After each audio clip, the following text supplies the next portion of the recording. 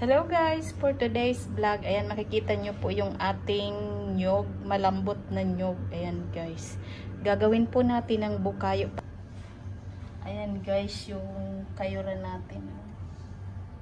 Ang talas nyan guys. Ayan, magkakayod tayo. Ayan na guys, tapos na akong magkayod ng nyog. Ayan. Ayan guys, magluluto na tayo ng bukayo. Ito yung ating nyog at nilagyan natin ng asukal. Lalagyan pa po natin yan ng vanilla.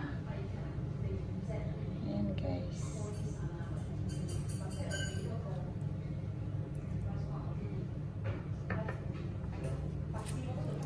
Ang bango nito guys, bukayo.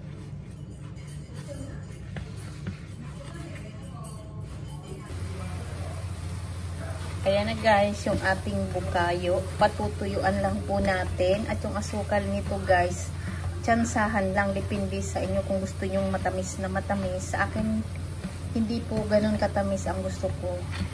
Yung tama lang ang tamis. Ayan guys, tuto na yung ating bukayo. Ayan, tuyo na. Ayan, tuto na po yan.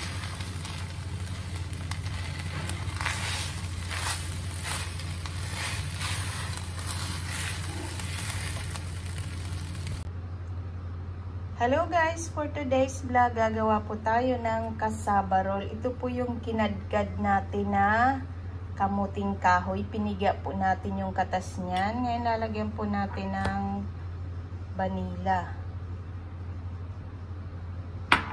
Then lalagyan ko po ng konting evaporated milk. Ayan. Para creamy ang ating napakasarap na cassava roll. Ayan, paborito ko po ang cassava roll. Then lalagyan po natin ng konting asukal. Ayan ang ating asukal.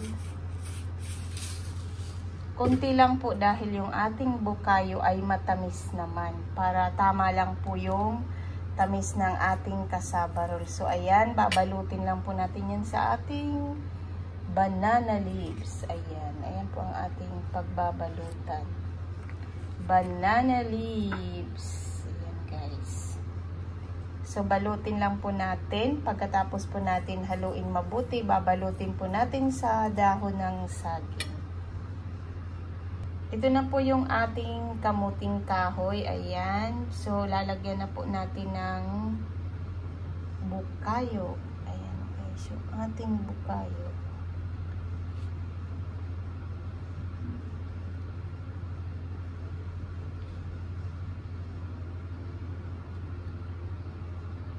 Pagkatapos po niyan, iroro lang po natin yan dito sa banana leaves.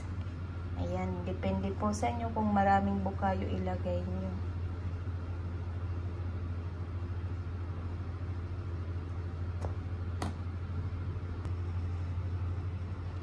Ito na po yung ating cassava roll. Ayan, roll na po natin yung ating dahon ng saging. Kaya ganyan na po siya. So, nawala na po yung bukayo. Bukayo. Ayan. Ayan guys.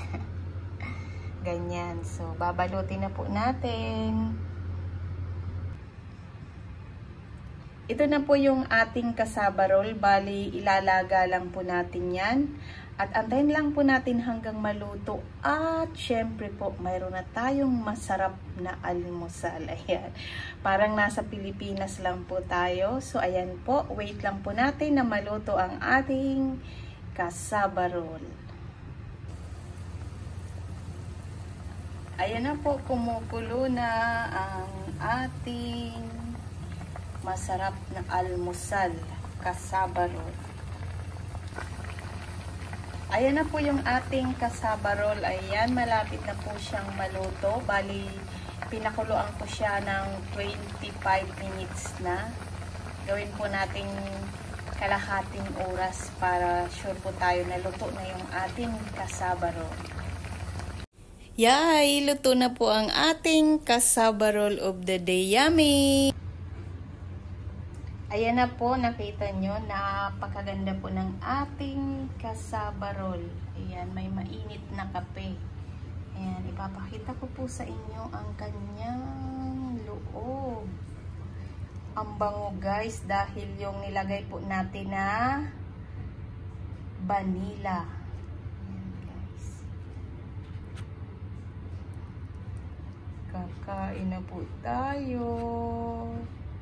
Yummy cassava roll. Ayan, sana po nagustuhan nyo ang aking cassava roll of the day. At syempre po, kung bago pa lang kayo sa aking YouTube channel, please don't forget to subscribe, like, and share po. Thank you! Kain na po tayo!